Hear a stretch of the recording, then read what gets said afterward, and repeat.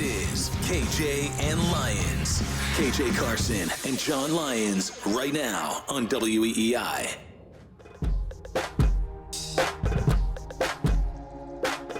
So appreciative of the fans for all the support they've given me, my family, and this football team.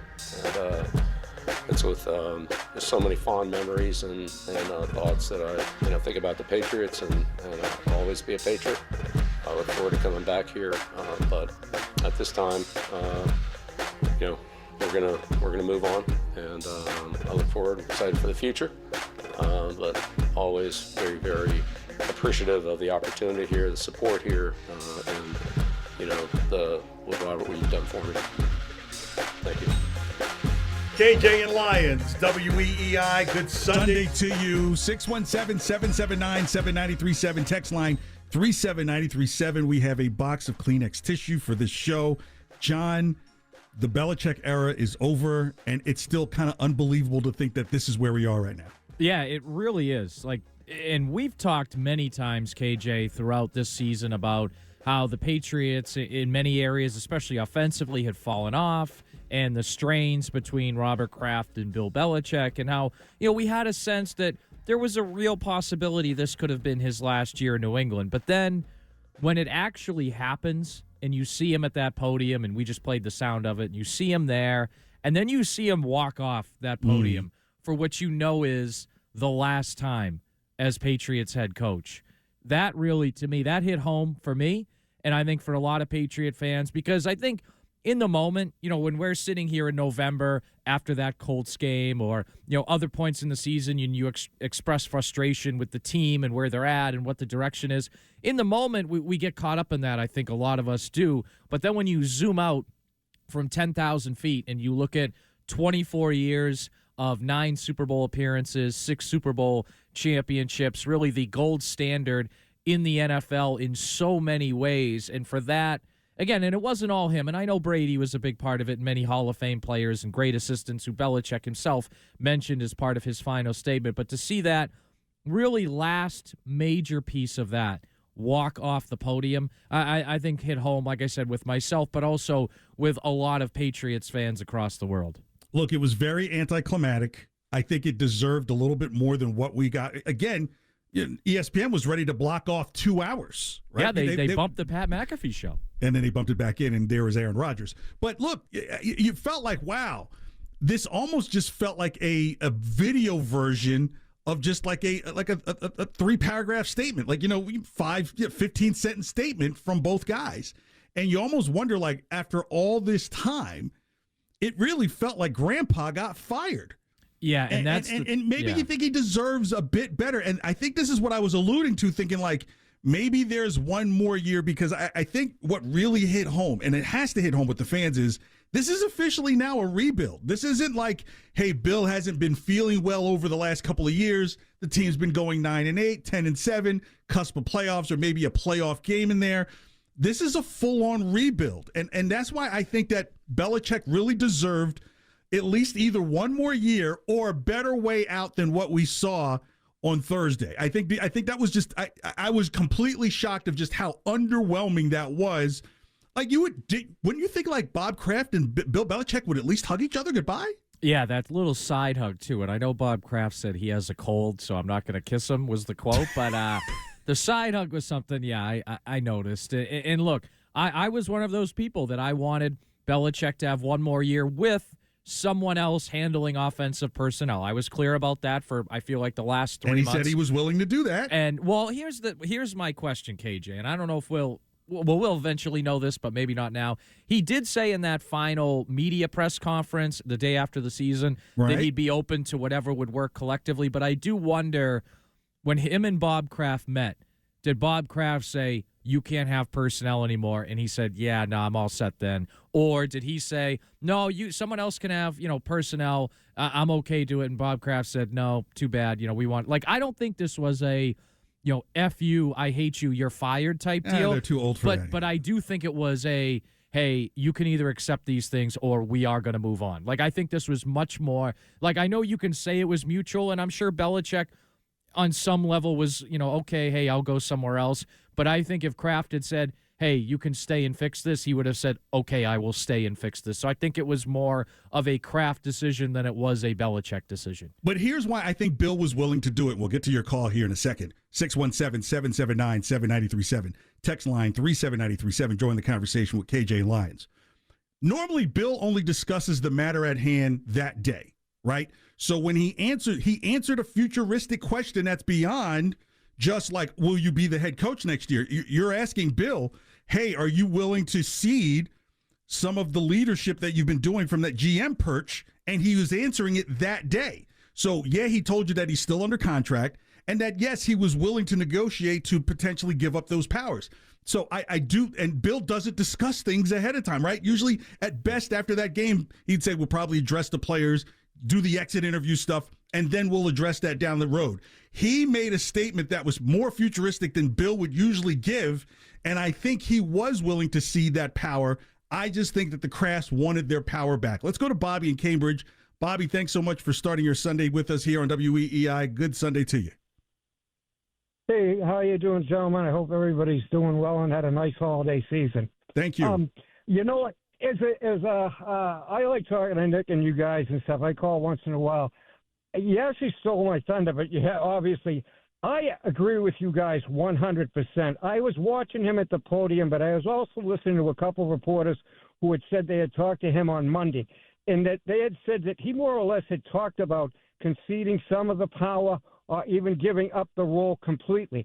I really listened to a man on that podium who obviously wanted to continue coaching, but obviously did not want to go out this way. He wanted to at least try and rectify this situation and go out, bring that team back together for however long, maybe a couple years that he's coaching. I believe 100% that it was a Kraft decision, and yes, to the owner of the teams. And I'm surprisingly that maybe he didn't have to be there, but I think there's been more friction between him and Jonathan Kraft for quite a while. That Jonathan Kraft has ceded a lot of the power to Belichick, and that he wants that power back.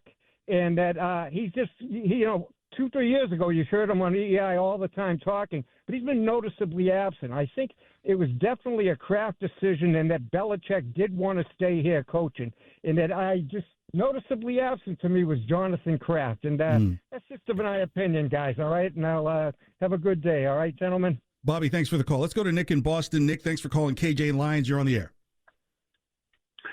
How you doing? Hey, the more things change, the more they stay the same. I realize now that we have Billy Sullivan back as owner with deeper pockets and shorter arms. We have Patrick Sullivan. And Matt Miller taking a swing, right? Yeah. Yeah. And we have Patrick Sullivan in the name of Jonathan Kraft, or as I call him, Spalding. He's going to be apparently our general manager. They have a $25 million, what I call a phallic symbol for a lighthouse there, and a high chair in the owner's booth. This is all about Bob Kraft's image, and the fact that he just trashes and left Bill Belichick out to dry is just so disgusting. I just can't believe what this guy is really all about. I mean, this is ridiculous. I mean, I literally will not root for these guys until I don't even know when. And if Belichick becomes a Cowboys coach, I'll buy the first cowboy hat I've ever bought in my life. Wherever he goes, Bob Kraft, you're a disgrace. You really are. You're a better person. You should be a better person than the way you treated this guy. Nick, thanks for the call. So, John, here's what's interesting, right? Is think about we were in the middle of this hurricane of noise. Belichick's got to go. He's got to go. Look what's happened the last couple of years. And now you're in a situation where you're like, gosh, okay, we didn't expect him to go out like this. And let me tell you, from being in this industry, usually it's a small box or a big box or a U-Haul box that you have to buy on your own to take your stuff out. And it feels a little bit of like okay, Bill, what you could fit in your box. Thank you very much. And if we see you again on the side. Now that's the interesting part that I heard come out of Kraft's mouth was it's going to be tough to see you in the hoodie on another sideline, which tells me you believe that the guy can still coach. So do you think it's more than a Robert Kraft, Bill Belichick thing? Look, KJ, you and I talked about this last week, and I still want to know more. What is Jonathan Kraft's role in this? And I don't want to turn this into like a bash Jonathan Kraft session. I mean, he is a good executive. We're just asking questions He out has loud. been. But right. I think, look, that Seth Wickersham article, that came out earlier this week. It was him and, I believe, Wright Thompson. A great piece of reporting, and it wasn't the only one. It mentioned in there that Jonathan Kraft and another senior or VP of business ops was going to Patriot staffers and saying, hey, why did Belichick make this decision? Why did he do this? And just kind of subtly undermining what Belichick was doing. So I want, and look, they may be proven right. Gerard Mayo might come in here, and it might be like D'Amico Ryans in Houston, and they're in the divisional round of the playoffs. Right, sure. We'll get to that, yeah. But this is a unique situation where you had someone who was the greatest of all time. And another thing, a lot of people may forget this, but the very first big Wickersham Patriots article in 2017, when it first reported the friction, there was one nugget in there that really stood out to me, and it was about the Garoppolo thing. Yeah. And it was that Belichick wanted to leave New England in a good place to contend, much like the way Bill Walsh and Jimmy Johnson left their teams. And that was important to him. And now and look, part of it is his own failings. He picked the players on the offense that are not good enough. He put Matt Patricia and Joe Judge in charge last year. I get it. But I think that's something that was important to him. And to me, just personally as a fan, it's sad for me that it didn't work out that way. And I think it's really frustrating for him. If you really asked him deep down, it's really frustrating for him that he didn't get one more opportunity to try to fix it. So, as good detectives as I think this show starts to become, because I think, John, you and I sniff things out. CSI, EEI. Right, it's like CEI, right? CEI, right? So, trademark, right. There you go. All right. Where, okay, so are we now closing that link that maybe Jonathan Kraft is a Mac Jones guy? And Possible. Because you see what I'm saying, like this underbridge that's going on where, Robert Kraft is at the top, is like, well, Bill is the decision maker and my son is the heir apparent. And is this now where we potentially see the Mac Jones friction? Does this now make more sense about Patricia and Judge in charge of the offense? Look, I forgot the player's name. I think it was Peter Boulware.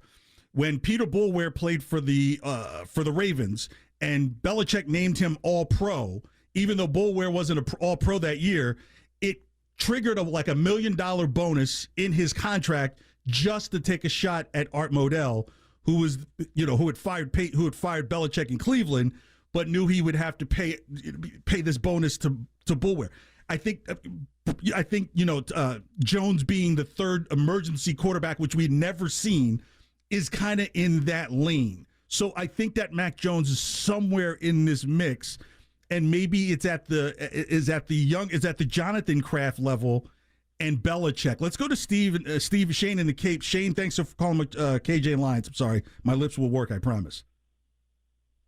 Hey, thanks for taking my call, guys. I just think it's, all these reports about, Kraft, Belichick, and Kraft's really, it seems to be skating a little bit with this stuff. Like, they were 31st in spending, and he's putting all the blame on Bill, saying he didn't spend, he didn't want Hopkins, he didn't want this guy. Like, it's like, it's crazy. I'm just waiting for, Bill or Bob, Bob to call Bob Holler and trash Belichick even more, like Frank Cohen. It's unbelievable. And Bill doesn't deserve that. Obviously, they were bad this year, and they've been bad. But at the same time, this guy won 6 Super Bowls and, did a heck of a job. So, I appreciate you guys taking my call, and, have a great day. Thanks, Shane, for understanding my pig Latin there going into the call. John, like it just feels so weird. I think there's a lot of people that feel exactly how Shane and our first caller, Bobby, feel. And like, hey, the Patriots weren't good. And look, did Kraft have justification to move on from Belichick? Yeah. Yes, he did. Belichick let Brady go. Belichick had Patricia and Judge in charge of the offense, and they won 4 games this year. I get it. But I think there's still a lot of people that say, hey, this guy won 6 Super Bowls. Could you give him one more chance to try to fix things? Or, at the very least, on his way out, could we not see articles from Chad Graff and Seth Wickersham making Bill look bad? Like, we all know what happened, and I'm not disparaging those reporters. They're doing their job. They're great reporters. But, would I be shocked if I found out 15 years from now that it was, Jonathan and Bob Kraft making some of those calls to those guys and saying, hey, can you believe he did this, X, Y, Z? So I think that's why we've heard from a lot of fans over the past couple months that I think feel exactly how those two guys do.